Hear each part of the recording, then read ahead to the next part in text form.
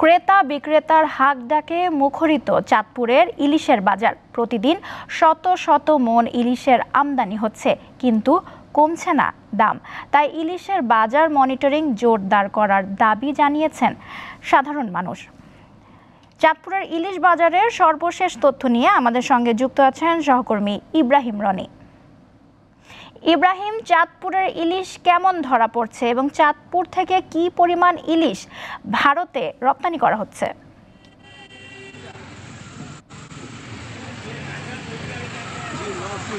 ইলিশের চাঁদপুরের পথটা 70 কিলোমিটার নৌসীমানায়, কিন্তু ইলিশ ধরা পড়ছে খুবই কম। এই কারণে হতাশ। বাজারে ইলিশের সরবরাহ কম। দক্ষিণাঞ্চলের সাগর উপকূলীয় এলাকা থেকে কয়েকশো মন ইলিশ চাঁদপুরের এই বড় স্টেশন মৎস্য অবতরণ কেন্দ্রে আসছে। সেই ইলিশগুলি মূলত দেশের বিভিন্ন স্থানে যাচ্ছে, ক্রেতারা আসছেন এখান থেকে ইলিশ কিনছেন। ইলিশ যেহেতু সরবরাহ কম, সে কারণে ইলিশের দামটা কিন্তু বেশি।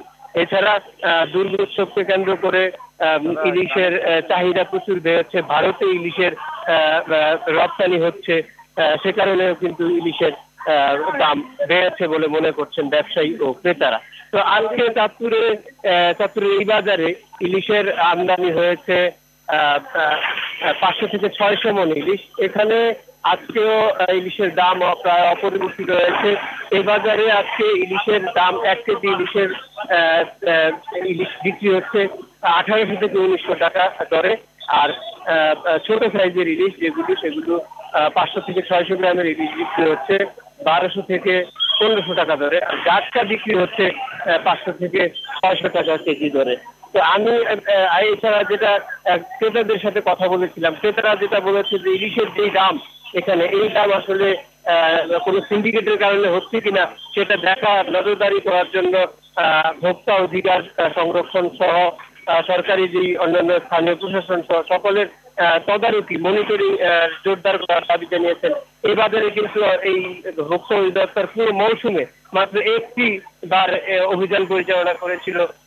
এছাড়া কিন্তু ভোক্তা সংরক্ষণ অধিকার এই বাজার মনিটরিং করেনি। আমি গতকালকে এখানকার ভোক্তা বলেছিলাম, উনি যেমনটি বলেছিলেন যে তারা অভিযানের চেষ্টা করছে এবং বাজার নিয়ন্ত্রণের চেষ্টা করছে। সকলকে সমন্বিত এই বাজার নিয়ন্ত্রণের জন্য সবাইকে সমন্বিতভাবে দেখতে হবে বিষয়টি।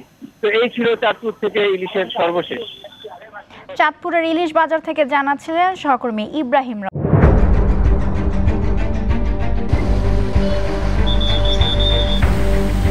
পুরা ঘরে আমার মালামাল সহ একবারে চাপা দিয়ে লইয়া পুড়ে গেছে। এটা মুখে বললে যাবে না যে রাস্তা কতটুক দিয়ে ভাঙছে। 100-200 বছর আগের ঐতিহ্য মাটির ঘর ছিল, ওই মাটির ঘরগুলো একবারে ভাঙ্গিয়া নিচে পড়ে গেছে। মানুষের তো অসহায়, করার কিছু নাই।